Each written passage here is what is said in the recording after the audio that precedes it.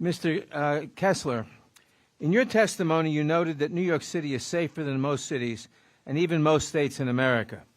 The police department's own data show that since D.A. Bragg took office, shootings in Manhattan have declined by 20%, homicides have declined by 16%, and the rates of virtually every other type of violent crime are lower during the first quarter of this year than they were at this time last year. In the meantime, homicide rates in places such as Ohio, Louisiana, Texas, and Arizona are much higher than in New York. As someone who studies crime trends, what do you think accounts for this disparity in safety between Manhattan and other parts of the United States? Thank you, Mr. Nadler. So I don't think any place in this country is really safe, okay, because we're awash in guns. New York is safer, and it's, on average, New York City is safer than Ohio, Texas, many other places. I think number one is gun ownership rates, okay? So gun ownership rates in red states tend to be about twice the gun ownership rates in blue states. There are other factors as well. Poverty rates matter. Educational attainment is often a correlation with crime. And I also think that in certain states, cities in those states are starved for resources because, frankly, the governors don't really care about getting votes in those states. And so I think some of the urban areas in southern states, the amount of police that they have per capita is far less than in places like New York City, and all the resources for schools and after-school programs. But I think number one is gun ownership rates. Thank you. How does New York City's murder rate compare to the national average? New York City's murder rate is 18% below the national average, and I believe has been below the national average every single year since 2010, and I think several years before that, between 2000 and 2010. How about assault? The assault rates are lower. And burglary?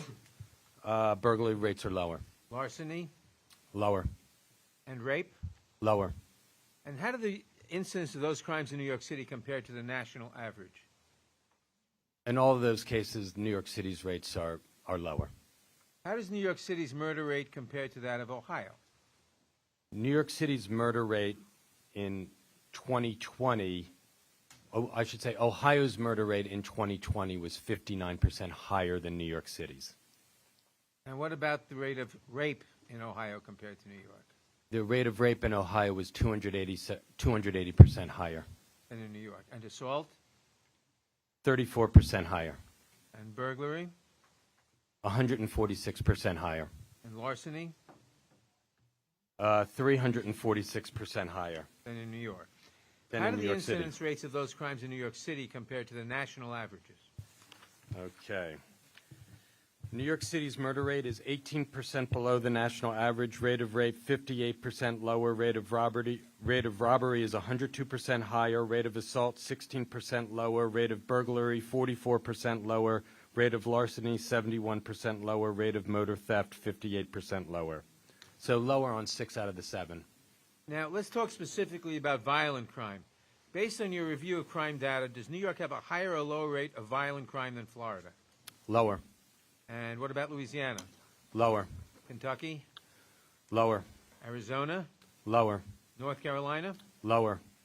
If you were able to decide or given a choice of where to hold a hearing about violent crime in America, what are some of the cities or states where you think a hearing would be most needed and most effective, and why?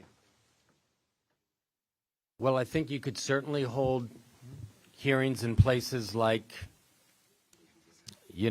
Louisville, very high rates. Jacksonville, very high crime rates there. There's a lot of Alabama, Mississippi, extraordinarily high murder rates in those states. Some in cities, some not in cities. New York City is, look, there's a lot of bad stuff that happens in the city because there's 8.5 million people here. But relative to the rest of the country, it's doing better.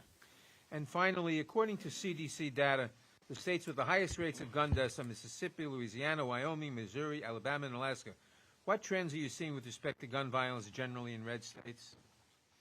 What we found when we looked at between 2000 and 2020 is the murder rate in red states, as defined by the 25 states that voted for Donald Trump in 2020 versus the 25 states that voted for Joe Biden, the murder rate in red states was higher than the murder rate in blue states in all 21 of those years. And over a cumulative 21-year period, it was 23% higher in those red states. And even if you took out the largest blue city in each of the red states, the murder rate was 12% higher in red states. Mr. Chairman, Thank you. parliamentary inquiry.